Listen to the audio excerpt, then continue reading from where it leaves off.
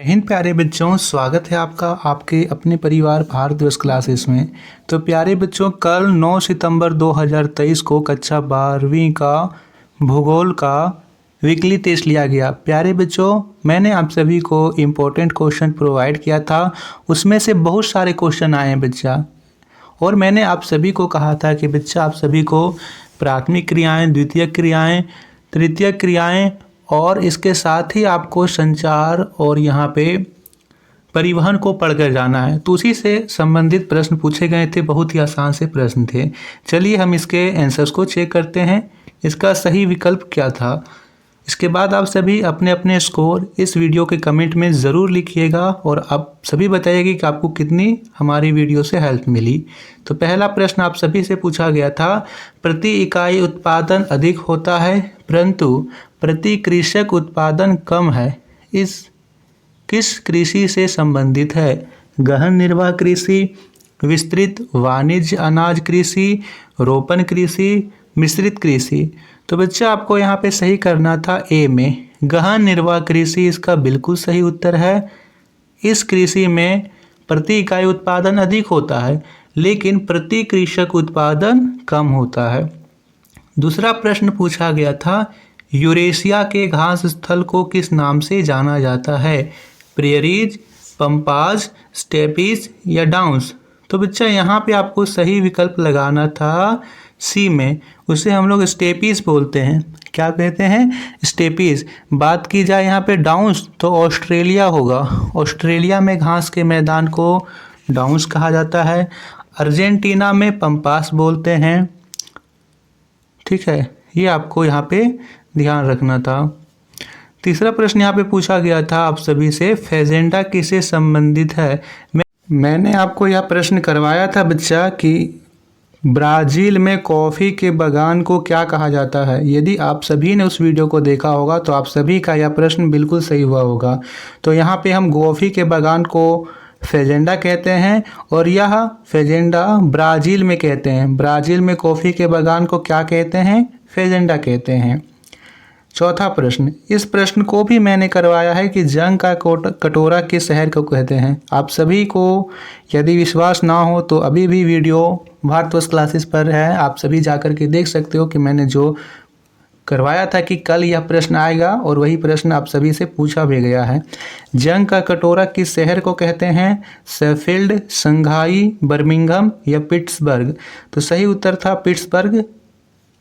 बच्चों, आप सभी भारतवर्ष क्लासेस पर नए हो तो प्लीज़ बच्चा सब्सक्राइब ज़रूर कीजिएगा, और आपको वीडियो अच्छी लगती है, आपको कुछ हेल्प मिलती है तो प्लीज़ बच्चा इस वीडियो को लाइक, अपने दोस्तों को भी शेयर ज़रूर किया कीजिए।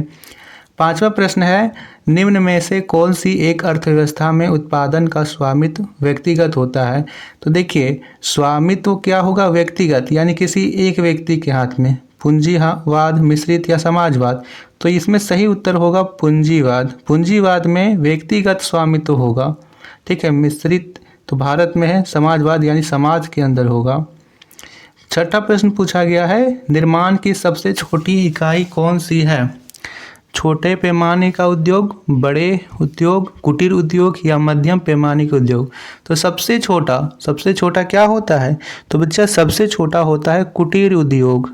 ठीक है, सी विकल्प बिल्कुल सही उत्तर था। सातवां प्रश्न, निम्न में से किस आर्थिक क्रियाकलाप को सेवा सेक्टर कहा जाता है? मैं आप सभी को यह प्रश्न जरूर करवाया था बच्चा, मैं बता रहा था कि बैंकिंग हो चाहे परिवहन हो, इसे हम तृतीय क्रियाकलाप कहते हैं और तृतीय क्रियाकलाप को हम लोग सेवा क्षेत्र भी बोलते हैं। तो तृतीय क्रियाएं हैं, बैंकिंग है, परिवहन है, ये सभी सेवा क्षेत्र के अंतर्गत, सेवा सेक्टर के अंतर्गत आती हैं। तो यहाँ पे बी विकल्प बिल्कुल सही उत्तर था। आठवां प्रश्न यहाँ पूछा गया था, निम्न में से कौन सा एक प्राथमिक क्रियाकलाप है? ठीक है, प्राथमिक क्रियाकलाप यहाँ पे होना चाहिए नहीं। ठीक है, प्राथमिक क्रियाकलाप है। तो यहाँ पे बताइए क्या होगा सही उत्तर? मुझे लगता है यहाँ पे शायद टाइपिंग मिस्टेक है, क्योंकि यहाँ पे खेती भी यहाँ पे प्राथमिक क्रियाकलाप है, आखेट भी यहाँ पे प्राथमिक क्रियाकलाप है। यहाँ पे प्राथमिक ना हो करके यहाँ पे कुछ दूसरा ही होगा, है ना। देखिए, यदि मैं यहाँ पे चारों की बात करूँ तो जो खेती है वो प्राथमिक क्रियाकलाप है बच्चा, और चौथा यहाँ पे विकल्प दे रखा है आखेट, आखेट भी प्राथमिक क्रियाकलाप है।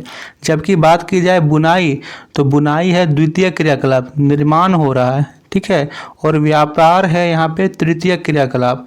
तो आप इसमें से मिला लीजिए कि प्रश्न में क्या पूछा गया था। यदि तृतीयक पूछा गया था तो व्यापार में लगाइएगा। 9वां प्रश्न, निम्न में से कौन सा क्रियाकलाप चतुर्थ क्रियाकलाप से संबंधित है? संगणक विनिर्माण, विश्वविद्यालयी अध्यापन, कागजी और कच्ची लुगदी निर्माण, पुस्तकों का मुद्रण। तो बच्चा यहाँ पे सही विकल्प था बी, ठीक है, विश्वविद्यालयी अध्यापन, ये चतुर्थ क्रियाकलाप से संबंधित है। विश्व का सबसे लंबा रेल मार्ग कौन सा है? कौन सा सबसे लंबा रेल मार्ग है? तो यहाँ पे आपको याद रखना था बच्चा, सबसे लंबा रेल मार्ग आप सभी से पूछा गया था, तो यहाँ पे होगा पार साइबेरियन रेल मार्ग। पार साइबेरियन रेल मार्ग इसका बिल्कुल सही उत्तर होगा। 11वां प्रश्न, विश्व का सबसे व्यस्ततम व्यापारिक जलमार्ग कौन सा है?